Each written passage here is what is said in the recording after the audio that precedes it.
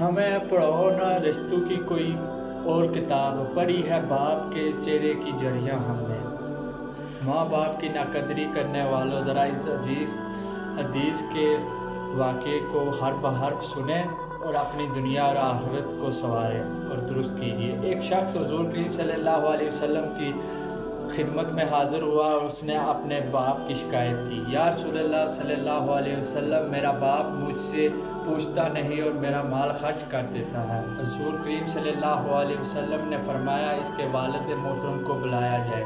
جب ان کے والد کو پتہ چلا کہ میرے بیٹے نے حضور کریم صلی اللہ علیہ وسلم سے میری شکایت کی تو دل میں رنجیدہ ہوا اور رسول صلی اللہ علیہ وسلم کی خدمت میں حاضری کے لیے چلا۔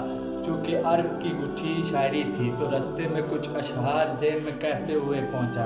ادھر بارگاہ رسالت صلی اللہ علیہ وسلم میں پہنچنے سے پہلے ہی حضرت جبرائیل علیہ السلام حضور کریم صلی اللہ علیہ وسلم کی خدمت میں حاضر ہوئے اور انہوں نے فرمایا کہ اللہ تعالیٰ فرما رہے ہیں، جو شخص آپ کی خدمت میں حاضر ہو رہا ہے اس کا معاملہ سننے سے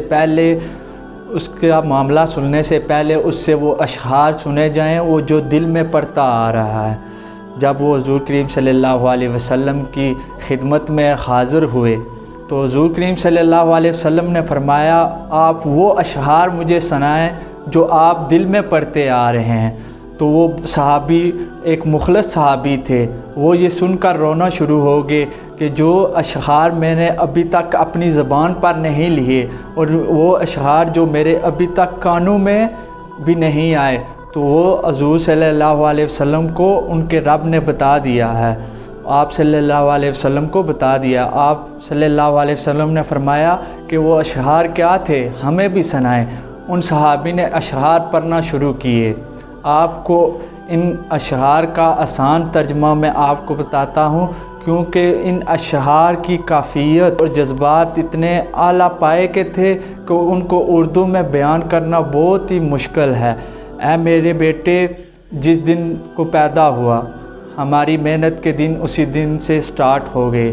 تو روتا تھا، ہم سو نہیں سکتے تھے، تو نہیں کھاتا، ہم بھی نہیں کھا سکتے تھے، تو بیمار ہو جاتا تو تجھے لیے کبھی کسی طبیب کے پاس علاج معالجے کے لیے بھٹکتے تھے، تو کہیں مر نہ جائے۔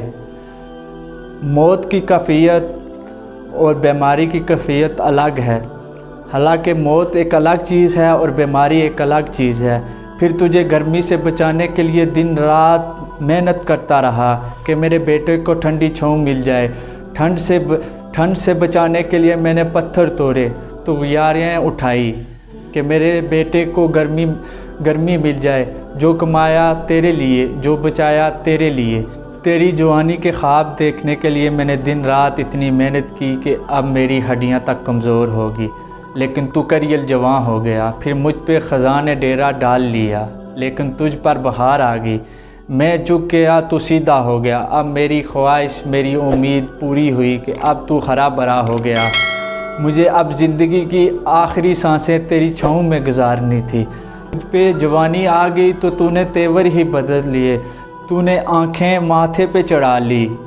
تو ایسے باتیں کرتا کہ سینہ چیر دیتا، کوئی ایسے اپنے نوکر سے بھی بات نہ کرتا، لیکن میں تیرا باپ نہیں، نوکر ہی سمجھ لے۔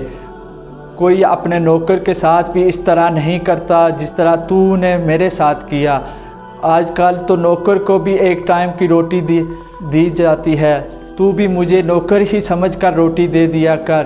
یہ الفاظ سن کر حضور کریم صلی اللہ علیہ وسلم اتنا روئے کہ ان کی داڑھی مبارک تر ہوگی، اور رسول کریم صلی اللہ علیہ وسلم نے جلال میں اٹھ کر فرمایا، تو اور تیرا جو سب کچھ ہے وہ تیرے باپ کا ہے، تو اور تیرا جو ہے سب تیرے باپ کا ہے۔ اور حضور کریم صلی اللہ علیہ وسلم نے یہ الفاظ 3 مرتبہ ارشاد فرمائے۔